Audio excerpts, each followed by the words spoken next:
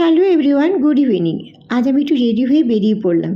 যাচ্ছি হচ্ছে বান্ধবীদের সঙ্গে ঘুরতে। আজ শুধু আমি নয়, আজ অনেকেই ঘুরতে বেরিয়েছে, কারণ আজকে দিনটা ছিল 1 জানুয়ারি। আর আমার কিছু সময়ের অভাবের জন্য আমি 1 জানুয়ারি ভিডিওটা এডিট করতে পারিনি, তাই আজ তোমাদের সঙ্গে শেয়ার করছি।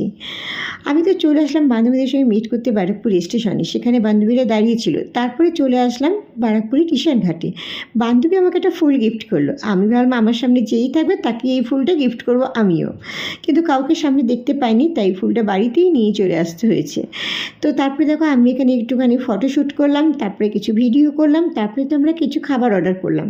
খাবার খেয়ে আমরা আবার নিশানঘাট থেকে চলে আসলাম ব্যারাকপুর স্টেশনে। যাওয়ার সময় দেখেছিলাম একটা ছেলে নাচ করছে, তখন ভিডিওটা তুলিনি।